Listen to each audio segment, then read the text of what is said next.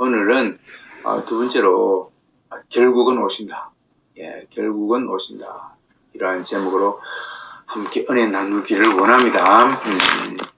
자, 결국 오신다 얘기에는요, 두 가지가 있죠. 과거도 있고 미래도 있습니다. 결국 오시는데요, 예수님께서 오시는데 한 번 오셨죠. 한 번 오셨습니다. 그러니까 아주 옛날에 예수님이 오시기 전에 우리 신약 성경에도 보면은 또 구약 성경은 말할 것도 없고요. 그 애초부터 진정으로 이스라엘의 위로를 기다리시는 분들이 많이 있었어요. 많이 있었다는 표현이 이상하지만 숨어 있었습니다. 곳곳에요. 숨어 있었습니다. 그 중에 한 분도 계시고 또 그 중에 소수는 예수님의 그 12사도의 반열에 들어가고요. 사실은 12사도들은요, 우리 가룟유다 빼고요, 거기다가 예수님의 그 초림을 기다리고 있었어요. 성경에는 안 나옵니다만 나다나엘 정도만 나옵니다. 그러니까 나다나엘이 예수님 만나기 전에 그 나무 밑에서 기도할 때, 기도할 때 그 모습이 메시아가 언제 오십니까? 하나님 오셔가지고 하나님 우리의 이 형편을 보시고 하나님 우리의 구세주가 오게 하여 주시옵소서 온다고 말씀했지 않습니까? 그 약속을 기다리면서 기도하고 있다 그 말이죠. 이 선한 마음이에요. 그 메시아가 어떤 메시아인지 모르겠지만은 그러나 그 메시아가 오시면 모든 문제가 해결된다고 바라보는 믿음이었어요. 그래서 메시아가 오기를 간절히 기다리는 겁니다. 그런데 당시에 기득권에 있었던 사람들은요, 바리새인과 서기관들 예를 들어서 좋은 사람도 있겠지만은 그러한 기득권 가운데서 있던 사람들은 메시아의 출현을 안 기다렸습니다. 메시아가 오면은요, 그들이 바라는 바하고 상충될 수 있기 때문에 바라지 않습니다. 그래서 실제로 메시아가 왔을 때 그들은 굉장히 뭡니까? 소극주의입니다. 그렇지 않습니까? 메시아가 탄생했을 때에도 소극주의입니다. 실제로 그렇게 나옵니다. 하지만은 이제, 메시아를 기다리는 분들은 굉장히 기쁨이 있었죠. 우리가 알지 않습니까? 안나도 그러고요. 자, 그들은 기쁨으로, 이제 내가 눈을 감아서 죽습니다. 라고 할 정도로 기뻐하고 그렇습니다.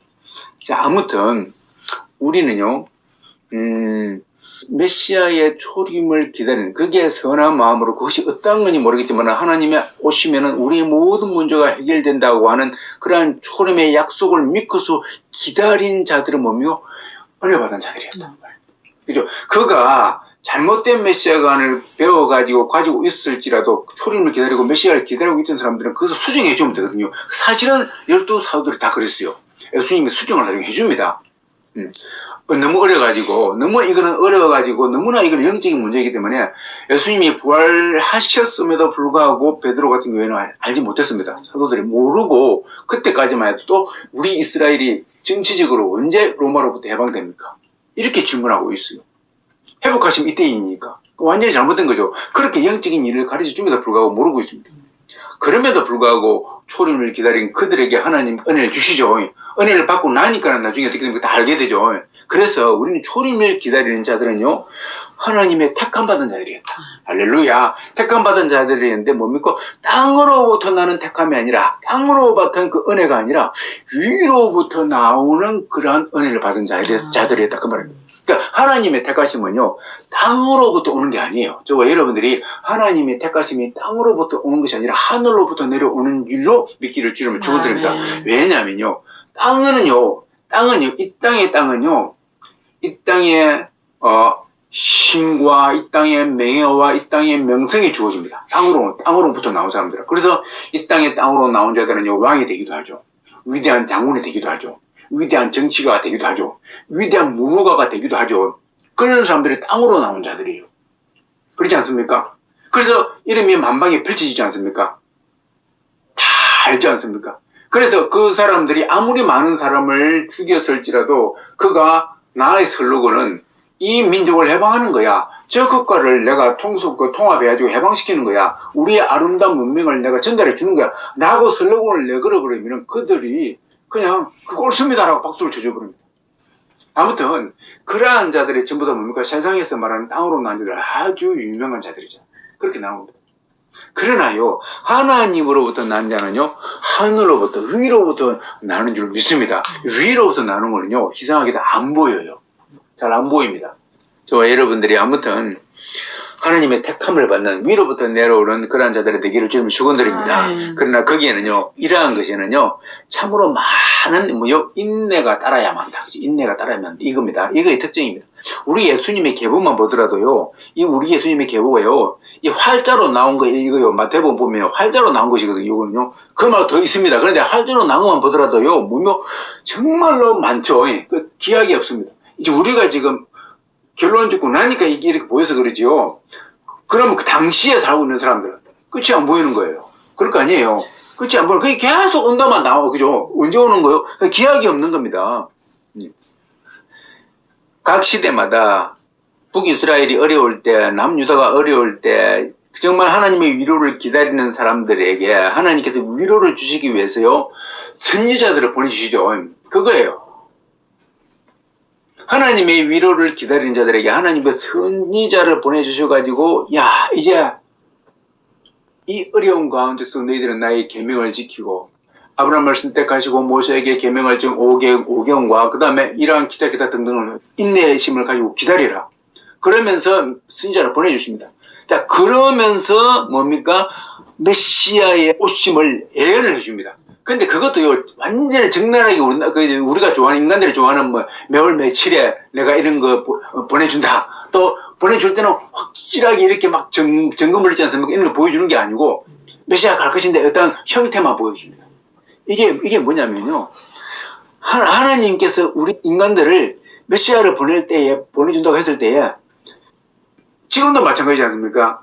예수님이 오시는데 매월 며칠에 온다고 말 안 합니다. 그러니까 어떠한 사람을 갖다가 그 막막함 가운데로 던져 넣는 것이 하나님의 특징인 것 같아요. 막막함 가운데로 던지는 겁니다. 인간 입장에서 볼 때는. 그렇죠. 막막함 가운데로 던지는 겁니다. 왜냐면요. 이게 제가 이제 보니까 하나님의 특징 가운데 하나가 인간을 어떤 막막한 가운데로 던져 넣는데 이것이 하나님의 특징인데요. 왜냐면요. 여기에서 나뉘기 때문이에요. 여기서 나뉜다 그 말이에요. 자, 보십시오. 눈에 보이지 않으시는 그 하나님을 보십시오. 하나님이 눈에 안 보입니다. 하나님이 눈에 보이지 않은 그 하나님을 각 개인에게 적용을 시켜가지고 그 각 개인을 검증할 수 있는 주의 찬스가 그때거든요. 그렇습니다. 그렇지 않습니까? 그거예요. 보십시오. 검증할 수 있는 찬스가 그때예요. 근데 검증을 하는데 사람을 검증할 때는요, 그 사람의 IQ도 아니고, 그 사람의 외모도 아니고, 그 사람의 가문도 아니고, 그 사람의 달란트도 아니고, 그런 거 아니에요. 그러니까 그런 걸 가지고 하나님께서 검증하는 게 아니라, 하나님이 인간을 검증할 때는요, 내가 있는 것을 네가 믿느냐 그거거든요. 내가 있는 것을 믿느냐, 내가 이렇게 한다고 했는데 그것을 믿느냐. 그러니까 하나님이 존재하는 걸 믿으면 실제로 하나님께서 선지자를 보낸 것도 믿을 것이고, 또 선지자가 한 말씀도 믿을 거 아닙니까? 그러니까 하나님을 존재를 믿는 사람들은요, 선지자가 한 말을 믿어요. 아멘. 그렇죠. 근데 하나님의 존재를 안 믿는 사람들은 선지자의 말을 안 믿어요. 똑같습니다. 하나님의 존재를 믿는 사람은요, 신약 성경을 써놓은 걸, 사도들이 써놓은 걸 믿습니다. 근데 하나님의 존재를 안 믿는 사람들은요, 사도들이 써놓은 걸 안 믿어요. 다만, 글재주 좋은 사람이, 그죠, 신화를 써놓은 것일 뿐이다. 새로 만들어냈다. 그 말이 되겠죠. 그렇게 생각하는 거죠. 그러니까, 하나님의 존재를 안 믿는 사람들이에요. 그죠? 여기에서 우리가 검증할 수 있다. 그 말입니다. 그렇기 때문에, 하나님께서 인간을 검증할 때에 제일 필요한 것이 딱 하나가 있는데 딱 하나만 있습니다. 그게 뭐냐면요, 우리가 알다시피 그게 너무 쉬운 말로 믿음이에요. 믿음입니다. 자, 여기에서 이렇게 희한한 것이 나옵니다. 믿음인데, 여러분 보십시오. 믿음인데, 자 보십시오. 그러면 아까 하나님께서는 우리를 막막함으로 던진다 그랬죠. 막막함으로 던져놓는다 그랬죠. 이 믿음은요, 무엇을 퇴치시키는 최고의 맥락이냐면요, 막막함을 벗어버리게 하는, 막막함을 던져버리게 하는 최고의 맥락이 뭐냐면요, 믿음이에요. 믿음. 할렐루야. 믿음입니다. 그러니까 하나님의 존재를 내가 시인하느냐 시인하지 않느냐의 가장 좋은 테스트 방법이 뭐냐면 믿음이에요. 믿음. 그죠? 자, 오늘 이 믿음에 대한 구체적인 것이 저와 여러분에게 들어가기 주님은 죽은들입니다. 믿음이. 자, 보십시오. 그래서요, 좀 덧붙이면은 믿음이라는 약 외에는 어떠한 것으로도 우리에게 있는 이 막막함을 제거할 방법이 없는 거예요. 그죠? 그래서 저와 여러분들이 믿음을 추구하고 믿음을 갖기를 주님을 축원드립니다. 자, 믿음을 갖는다는 것이 과연 무엇인가? 오늘 저와 여러분들이 한번 갖기를 주님을 축원드립니다. 그렇습니다. 그런데 여러분 보십시오. 옛날 우리 속담에도 이런 말 있죠. 아닐 땐 굴뚝에 연기가 나겠는가? 그 굴뚝에 연기 나면 뭔가 불을 떼었다 그 말입니다. 그 말입니다. 지금 초림에 대해서 내가 잠깐 이야기하겠는데 하나님의 말씀을 보고서 믿음이 생긴 자는요. 여러분 보십시오. 초림이든 재림이든 메시아 대망 사상이 생기게 되어 있습니다. 그렇죠. 하나님의 말씀을 보고서 믿음이 생긴 자는 그 구약 말씀을 보고 선지자들의 말씀을 보고서 믿음이 생긴 자는요 메시아의 초림을 믿을 것이고 또 사도들의 말씀을 보고서 믿음이 생긴 자는 메시아의 재림을 믿을 것이고 하여튼 초림이든 재림이든 뭡니까 대망 이 마음이 생기는 겁니다. 어떤 우리가 누구를 기다린다라는 것은 굉장히 어떻게 보면은 기다림의 대상이 예를 들어서 뭐 신랑이 좀 있으면 신랑이 온다. 신랑이 온다고 하면은 내가 신부인데 신랑이 온다고 하면은 그게 신랑을 기다리게 되겠죠. 온다고 믿으면요. 그런데 신랑이 온다고 그랬는데 신랑이 온다고 믿기 때문에 기다리지만 만약에 온다고 안 믿으면 어떻게 됩니까?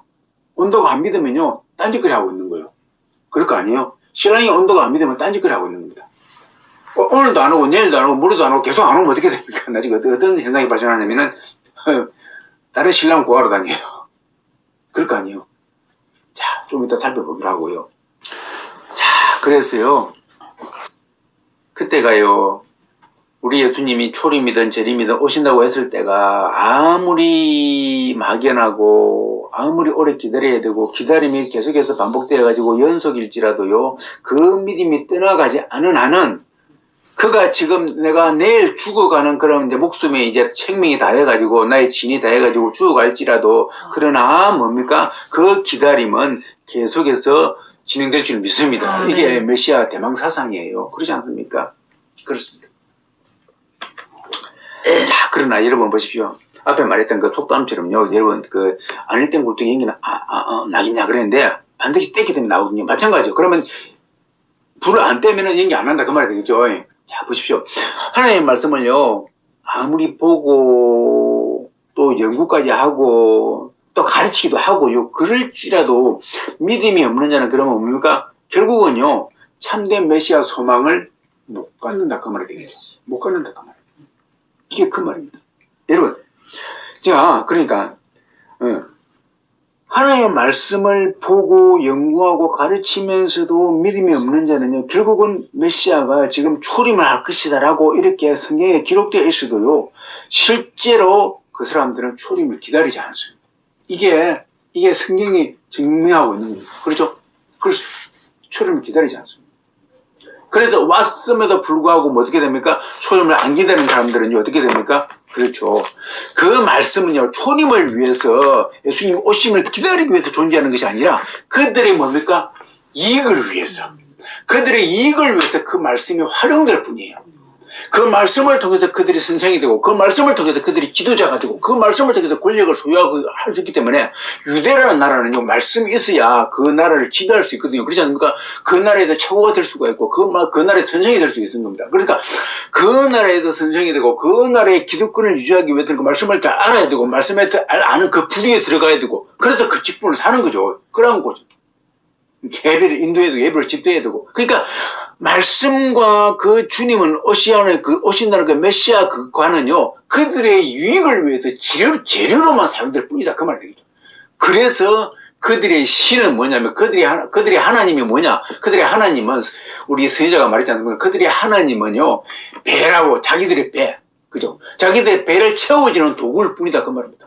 배가 내 신이다. 그 배를 채워주면은 그 예물을 가지고 온 사람들을 축복기도 해주고, 예물을 안 가지고 오면은 하등해버리고 그 말이에요. 그래서 너희들의 신은 하나님이 아니고 너희들의 신은 너희 배다 그 말입니다. 이거예요.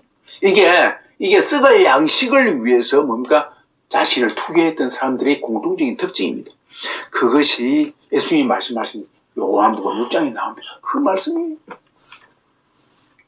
그랬어요. 그들은요, 그들의 유익이 관철되지 않거나 그들의 유익에 방해가 된다고 하면요, 뭐요? 그렇죠. 메시아라고 할지라도 죽여버립니다. 그래서 실제로 예수님께서는요, 그들을 이해했어요. 그렇게. 그들의 유익에 방해가 되기 때문에 예수님을 죽여버렸던 겁니다. 예수님은 그들의 손에 죽어갔던 거예요. 자, 그런데요. 참, 우리 하나님께서는 바로 이것을 이용하셔가지고, 우리 믿는 자들을 위해서요, 기막힌 반전 드라마를 쓰시죠. 이게 이겁니다. 우리 하나님께서는 우리들을 위해서, 믿는 자들을 위해서요, 정말로 메시아 대만을 갖고 그 사람들을 위해서 기막힌 반전 드라마를 써버리는 것이 하나님의 능력인 줄 믿습니다. 다 그렇습니다. 여러분 보십시오. 말씀하신 대로 어느 날 우리가 알고 있는 대로 참 메시아는 드디어 말씀대로 오셨습니다. 그렇지 않습니까? 오셨습니다. 자, 그런데 이제 보십시오.